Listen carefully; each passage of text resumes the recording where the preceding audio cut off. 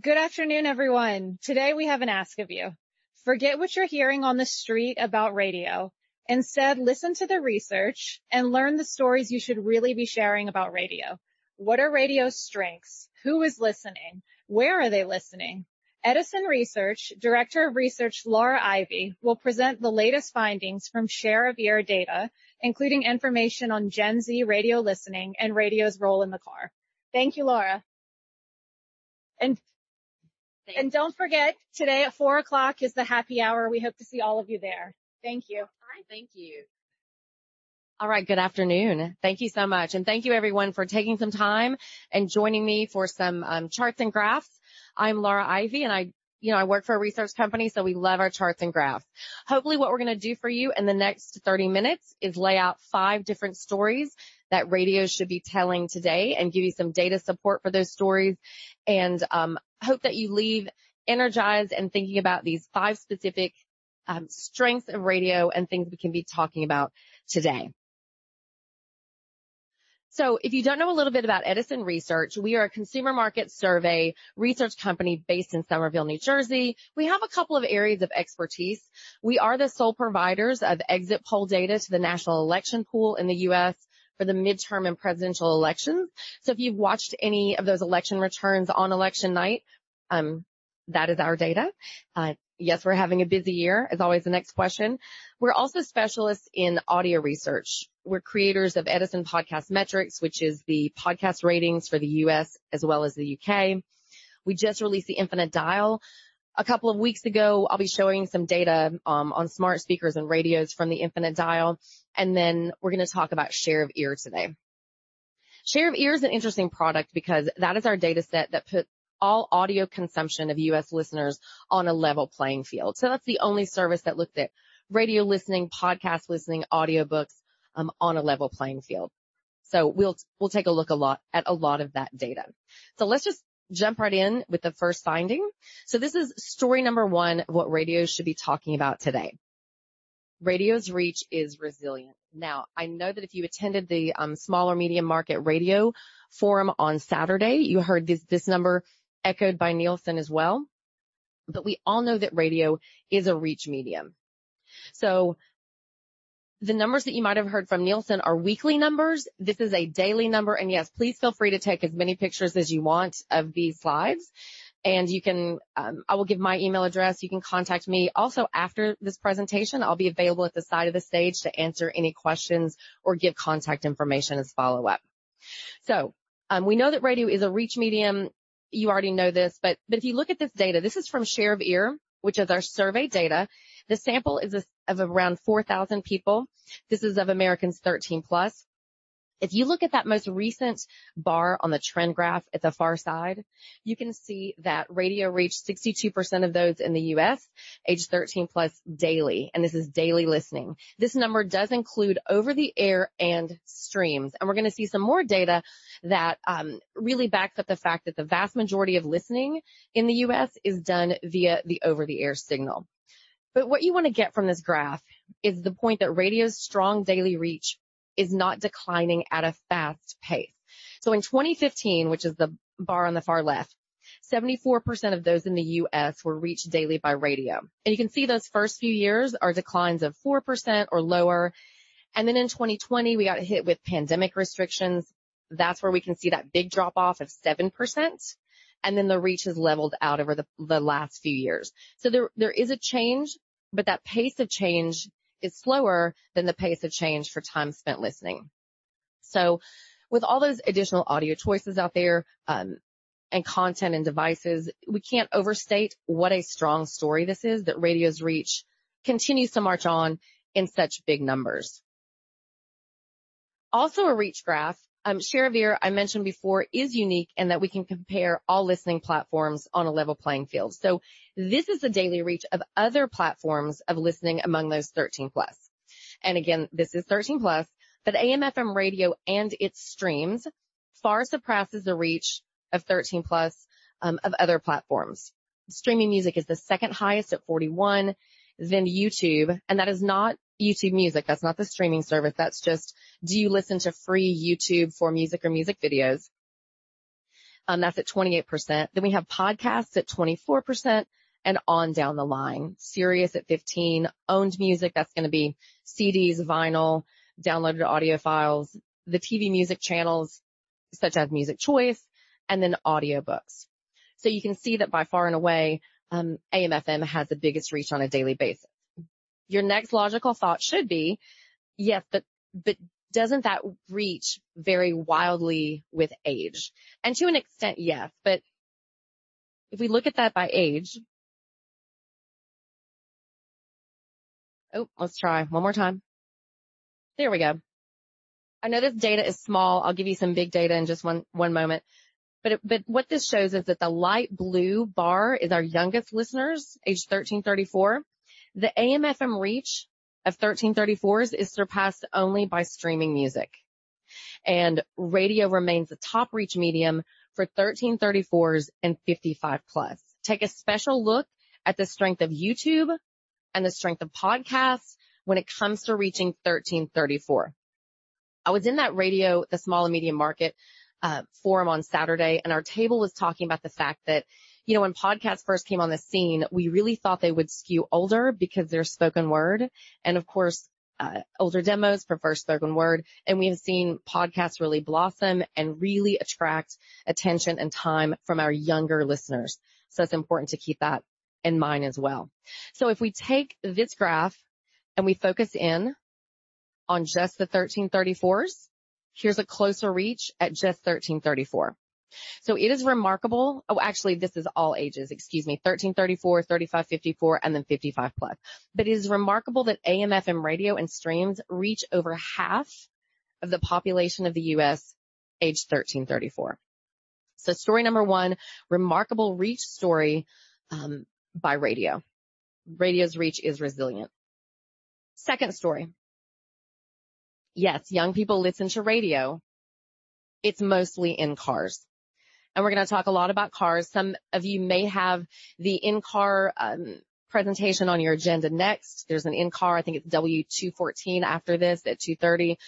A lot of listening happens in cars by young people. So our previous graphs represented reach or numbers of listeners. This graph, which you may have seen if you follow Edison research in any way, represents percentage of listening. And if you follow us, you might be tired of seeing this graph. We never tire of this graph. When you see the wheel, think of it as time. It's not percentage of people, it's percentage of time. So of all my daily audio time, which in the U.S. is about 4 hours and 4 minutes per day, how much time is spent with these various platforms? So you can see that of all the audio that Americans consume daily, among 13 plus, 36% of it goes to AM/FM radio and it's streamed. The vast majority of that is over the air. A really impressive number considering the fact that the other 64% is split between streaming music, podcasts, YouTube, music videos, audiobooks, and others. So you can see that big chunk of listening that goes to AM/FM. We're going to do the same thing. We're going to look at this by age because isn't this mostly driven by older listeners? This top bar is just that wheel unrolled. So you've seen this data. So this is the wheel unrolled. You can see that 36% to AM/FM radio over the top. Now let's look at our younger listeners. So there's our 13-34s. 13-34s spend 22% of their daily audio time with AM/FM radio and streams. When you ask people to guess this percentage, if you're in a meeting and you say, what percent of time do you think young people spend with radio? Some people say 0. Some people say single digits. If you talk to media buyers who live in large cities who don't commute or listen to in-car radios, they say negligible numbers. The reality is it's 22%. There's a perception that all young people do is stream, and they do stream, and we're going to see that. But the reality is they spend a lot of time with radio. Regarding podcasts, this 13-34 spend 15% of their time with the platform, which is the most of these three age groups. If you look at the 35-54s, they mirror the market almost exactly. And one of the reasons we like this break in age is because at this point in time, the population for 13-34s, 35-54s, and 55 plus is almost equal. So we can do some comparisons on these equal sized populations. And If you look at our 55 plus group, they spend over half of their time with AM FM. But remember, on a daily basis, they listen to a little bit less audio than 13 plusers in general. So that's how the time breaks out among our different age groups. Let's talk about location for just a moment. One thing that share of ear also measures is where you're listening to audio when you consume it. So we said at the beginning of this point that the young listeners listen to AM FM mostly in cars. What you're going to see here is this graph is all AM FM listening by 13 plus. 28% of the 13 plus demographic time with AM FM is spent in the car. The biggest chunk is spent at home. And this seems to surprise people, but you spend a lot of time at home. People spend a lot of time at home more than they think. We also have people working remotely now. And this is not, do you work at home? It's where are you? So even if you're working from home, you're in the at-home bucket here. Keep your eye on the green section here. I'm going to flip the slide to 1334s and watch what happens to the percentage of time spent in the car. So watch the green piece of the pie. So that's what percentage of AM FM radio 1334s spend consuming in car. That goes from 28% of the total population's time to 57%. So the message we're getting here is when people listen, young people listen, a lot of that is consumed in the car. If we look at the in-car environment, so this is just in-car listening for this one, among all listeners 13 plus. So this is what percent of your listening in car is spent with radio and streams versus all other platforms. Among 13 plus, 60% of the time is spent with AM FM radio. Among 1334s, 51% is spent with AM FM radio. Now, what this means is when you're in an in-car environment, the audio listening expectations are just different and the behaviors are different. And we know through our qualitative research that young people listen for various reasons to the radio in the car. And we're going to talk about device in just a minute and how device fuels that listening, because we know that hardware can be the driver of listening. We're going to take 2 minutes and listen to what some Gen Z listeners had to say about their radio listening. So some of the comments at the beginning of the video might be a little bit tough to listen to, but just bear with them and keep listening to what they say and where they end up in these comments. This is a piece of research we did for the Public Radio Program Directors Conference, and we interviewed Gen Z about their audio listening. I haven't listened to the radio in I don't know how long. It feels so old-fashioned. Optionally, no, but if I'm in the car with my parents or something, I'll listen to it. Well, in the car, sometimes I'm listening to the radio, but that's about it. I mean, I grew up listening to the radio, but I don't think I've listened to the radio unless I didn't have a choice in a long time. I have the Bluetooth in my car and stuff, so I'm usually just using my phone and the apps on my phone to listen to music. If I'm really bored and my phone's gonna die and I forgot to charge it or something, I'll put it on. But if not, I'd rather just drive in silence. Not really, no. I used to a little bit in high school, but we only have 2 stations, your pop station and your country station. And yeah, good music, but I need some variety. I don't know, with Spotify, I can kind of pick whatever I want to listen to, but if I'm just listening to the radio, then I kind of I don't know, I don't need to decide. And yeah, it feels like something that's pretty consistent, where I turn it on and I kind of know what I'm going to get. And that can be really comforting. The radio station I listen to has they stay off of politics and everything. They have a segment called Good News or whatever, and they tell nice happy stories about how a puppy saved a little boy, or just very light, nice little things, and you're okay, that's good. And you just like to hear him go back and forth. I mean, I can listen to Spotify or whatever all the time, while I'm at work and everything. Why not listen to something else while I'm driving? So those are a few comments from our Gen Z listeners. which leads us to the next point. We're going to come back to those comments. But here's our next story, which is radio fits in with Gen Z's nostalgia boom. But do they feel welcome? And the Gen Z nostalgia boom is well documented. And I have 3 boys, 23, 21, and 16. My youngest one got a real film camera for Christmas. We're liking retro things. We're liking 90s things. We're going back and we're liking, a retro infused thing. If we look at radio and what these young people said about their listening, here are some of the things they noted. I grew up listening to the radio. It is comforting. I know what I'm going to get. One girl noticed that you stay off politics. Her station stays off politics. A lot of what the young people describe when they listen to radio has to do with connection. It has to do with the feelings they get when they listen to radio. Very little of what we find in the qualitative research has to do with the utility and more with the connection and the feeling. And that's why a lot of them are tuning in addition to the hardware. We're going to get to the hardware in just a minute. Part of what we also research is with Infinite Dial, we research social media. And we know that young people are using social media. And we know that radio is trying to use social media to find those listeners and to bridge that generational gap and find these young people. So the next clip I'm going to show you is from TikTok. And this is from radio personality Delilah. And do any of you use TikTok? Are we TikTok stitchers?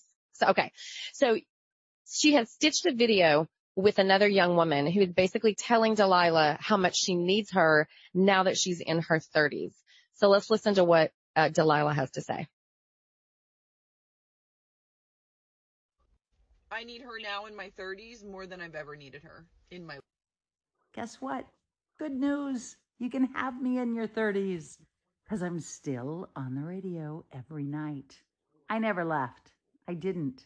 You're the one that left home. You're the one that grew up. You're the one that went to Spotify or wherever you went. But I'm still on the radio. Go to Delilah.com and find a station near you, or download the iHeartRadio app and listen to me every night. I'm still here with the voice, with the candles, ready to take over the world with sappy love songs. Come home. I loved this video because I remember Delilah. I used to listen to Delilah, but I loved the fact that we have a young person who has some nostalgia feeling reaching out, and we have a response by Delilah, but bringing Gen Z to the party, inviting them to the party. Anecdotally, I like to say we spoke at a conference a few years ago where a young woman stood up. This was in the Q&A portion of the presentation.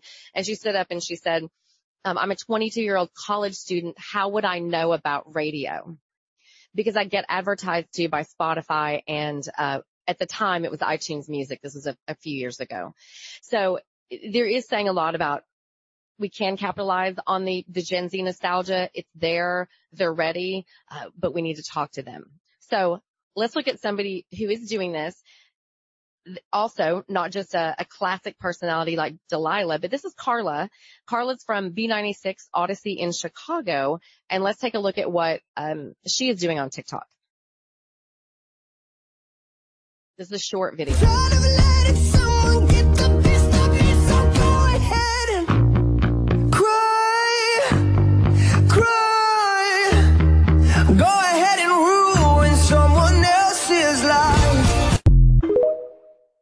Now, if you are a regular TikTok user, you might not be, but your kids might be.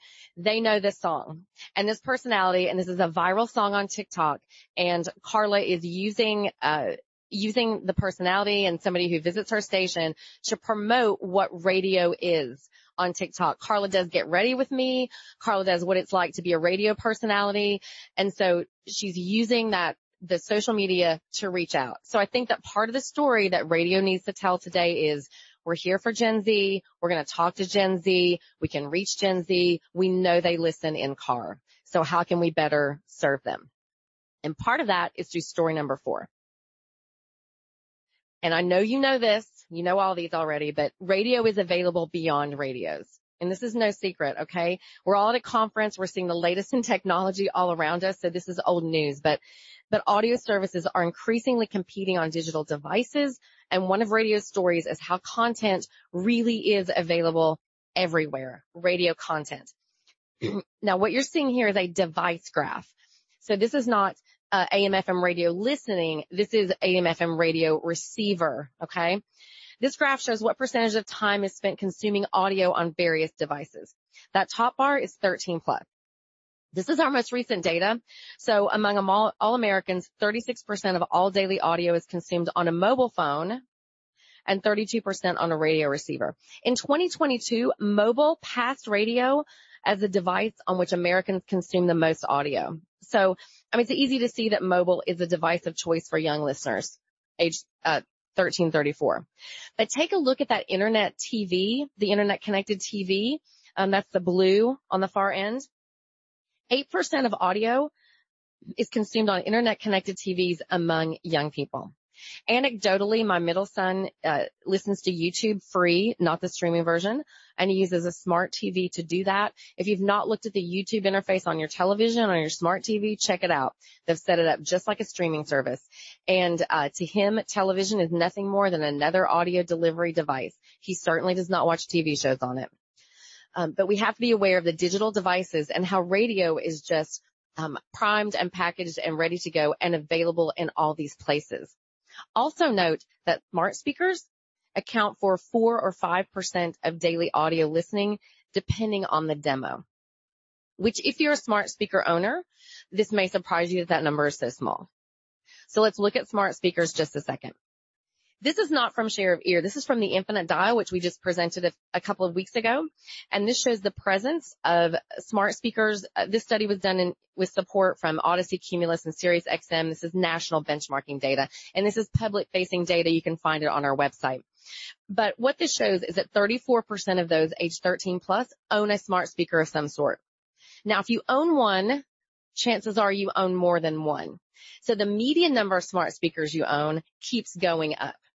But the number of people who own smart speakers has flattened. As far as radio, 60% of those in the U.S. own some type of radio set in their home. That could be a clock radio, another type of radio. But the number that we want you to look at here is that 26%. 26% own neither, which means the audio they listen to in their home is coming from a different device, a computer, a mobile phone through a speaker, a mobile phone not through a speaker. Or your internet connected TV. So we know that people are using other devices to listen in their home. And what can you get on every single one of those devices? You can get radio. And the simpler we make this for people to do and the more we tell them about it, the better we will be. So this is AM/FM radio listening by device, by age, because you might say, yes, but if you're younger and you use a mobile phone more, then aren't you listening to more radio via the stream? And the answer is yes, but barely. Listeners age 13-34 spend 8% of their AM/FM radio time through a mobile device. It's more than the market, but not much. They're listening to traditional over-the-air signals. And if you take that to the car, are they more likely to listen through a mobile phone in car? Not really. What our qualitative research shows is that young people listen in the car for different reasons. The average car trip in the U.S. is really short. This is notwithstanding your commute to work, but people spend, I think the average is 9 minutes going to the drugstore, your school, your church. For some reason, young people in our qualitative research, they cite that they would rather just turn on the radio and instead of taking the time to plug in, find a signal, select their song, open their app. And that friction is causing young people to still listen to terrestrial radio. Now, the next video comes to us from a study we did at the World DAB, and it shows how consumers worldwide feel about their in-car radios. How would you feel if radio were not available in the car at all? That would be dreadful. I need the radio. Why would it not be available? Oui. Bah après je me suis jamais posé la question parce que depuis gamin j'ai toujours eu la radio. Donc pour moi avoir la radio c'est comme avoir un caddie au supermarché avec des roues. Pour moi ça fait partie des bases. Mais Ah oui, s'il n'y avait pas la radio, ça me dérangerait. Ouais. Je préfère me priver de clim en fait. Non, mais moi, je ne conçois pas, en ayant appris à conduire avec la radio qui était, on n'avait pas non plus un choix de folie. La radio, c'est le truc de base qui équipe une voiture. Si on me dit t'as pas de radio dans la voiture, je vais dire mais de quoi? Ouais, ça serait dommageable. Ouais. Dommageable, ouais. Ouais, parce que bon, il y avait des infos importantes, les secours, tout ça, donc c'est vachement. Quand vous partez, vous faites des longs trajets, vous tombez des fois, attention, les secours sont à tel endroit, à tel kilomètre. C'est des informations qui peuvent servir. C'est important. How would you feel if radio were not available in the car at all? I think that's a deal breaker. Yeah, I probably wouldn't. I wouldn't buy it. I would not buy the car if it wasn't available. I wouldn't have a car which didn't have a radio. If the car did not have a radio, I would not buy the car. I should have warned you that those were not all in English. I'm sorry. We have some nice closed captions up here, but the gist of the people in all the different countries that we surveyed for this research for the World DAB was, radios are essential for the in-car experience. End of story. And we know that young people feel the same way about their in-car radio, and that's where they listen. So we can't overstate radio dominating an in-car listening environment. Here's our last finding. Radio dominates ad-supported audio time. If we want to talk about reaching people, let's talk about it. The first set of bars shows the trend among those aged 13 plus from 2015 to now. The blue portion shows percentage of time with ad-supported audio. You can see the decrease when we're going from 71% to 65%. So even though there are numerous paid options, right, just 35% of daily audio consumption is to ad-free or premium or paid, however you want to say it, audio sources. The bars on the right show our 1334s. In 2015, 65% of this age group of their total time was ad-supported. It has decreased. Today it's 58%. But even though percent of ad-supported audio time has decreased, it's still almost 60% of audio consumption by the younger group. So they are listening to ad-supported audio. What does that look like by platform? The graph shows share of daily audio time among AM/FM radio, podcasts, streaming music. That's just the free versions of streaming and speech channels on Sirius XM. So daily, that's 66% of that time spent with AM/FM radio. And I'm going to move that to age. I've got one more slide left. If you look at the age here, 1334 spend almost half of their ad-supported audio time with AM/FM. So this is a addressable audience. This is not just premium, what are they listening to, but can we speak to them through ad messages? And finally, radio story is always more excellent when we move it to the car. So for the final slide, that 66% becomes 85%. So in the in-car environment, 85% of ad-supported audio time is spent with AM/FM radio. So that's the recap of our 5 stories. I would love to chat with you afterwards if you have questions or if I can follow up in any way or if you'd like some additional information. And thank you for your time this afternoon. Thank you very much.